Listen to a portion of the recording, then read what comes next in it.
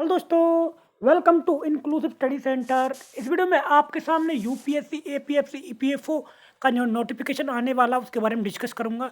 इसकी expected exam date क्या होगी इसके बारे में डिस्कस करेंगे।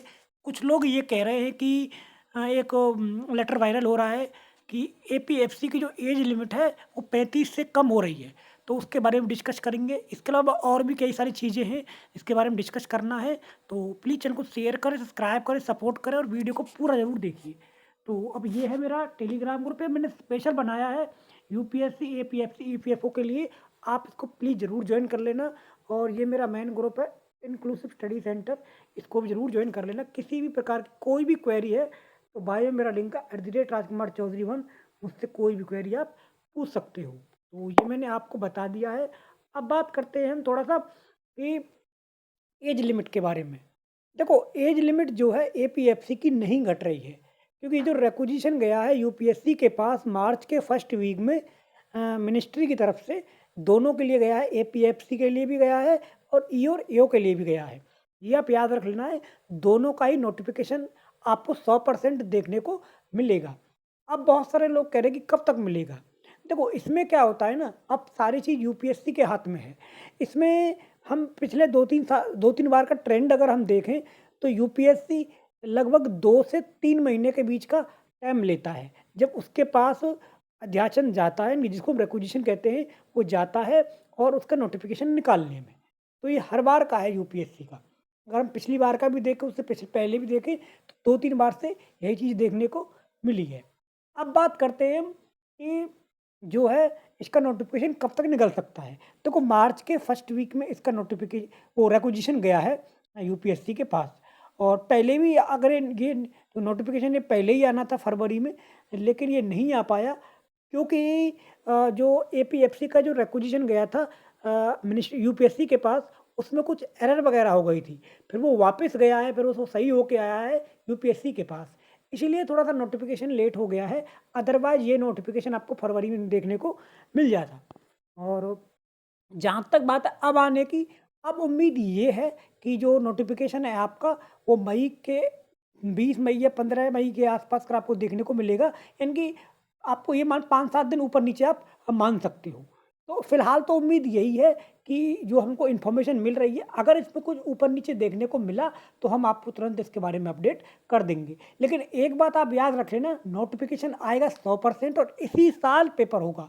एक सिंगल पेपर है, याद रख लेना, एक single paper can change your life. मैं ये नहीं कहूँगा कि आपकी लाइफ को चेंज कर देगा, बल्कि आपके खानदान की लाइफ को चेंज कर देगा।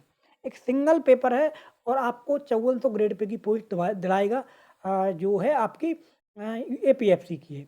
और ई और एओ की आपकी 4800 ग्रेड पे की पोस्ट है। ये भी आप याद रख लेना है। तो दोनों ही पोस्ट निकलने वाली हैं और इसके लिए अलग-अलग पेपर आपका देखने को मिलेगा। किसी भी प्रकार की कोई भी क्वेरी है तो आप हमारे टेलीग्राम ग्रुप को जॉइन कर सकते हैं। डिस्क्रिप्शन में आपको इसका लिंक मिल जाएगा, यूपीएससी, एपीएफसी, ईपीएफओ ग्रुप। और अब हम बात करते हैं कुछ और चीज़ों के बारे में। इसमें एक स्पेशल सब्जेक्ट है accounting, industrial relation, labour law, जो बहुत आसान है, इतना टफ नहीं है। कुछ लोगों ने इसको बहुत और टफ बना रखा है, क्योंकि वो लोग अपनी मोनोपोली चलाना चाहते हैं। और मैं आपको एक खुशखबरी देना चाहता हूँ, आप हमारे चैनल को सब्सक्राइब कीजिए और हम फ्री में उसके लिए डेली क्विज आपके अकाउंटिंग, इंडस्ट्रियल रिलेशन और लेबर लॉ के आपके इसी चैनल पर, और आपको हम फ्री में प्रोवाइड कराएँगे। तो ये मैंने आपको सारी बातें बता दी हैं।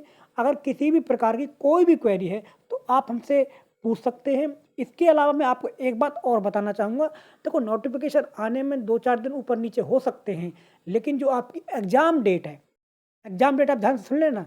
एग्ज़ाम डेट जो है वो आपकी अक्टूबर और नवंबर में ही है, और उससे पहले एग्ज़ाम डेट संभव नहीं है, लेकिन उसके बाद भी संभव नहीं है। कुछ लोग कह रहे हैं कि जो रिज़र्व डेट है उसी को वो लोग मान रहे हैं। ये बात सही है, रिज़र्व डेट को ही एग्ज़ाम डेट होगा, इस मतलब एग्ज़ाम डेट होगी इसकी जो यूपीएससी, एपीएफसी, ईपीएफओ की, और सिंगल डे में ही पेपर होगा। ये भी आप याद रख लेना। पहले आपका ई और एओ का पेपर होगा, एपीएफसी वाला, और ईपीएफओ वाला, और जब इवनिंग शिफ्ट में आपको जो पेपर होगा वो एपीएफसी वाला होगा।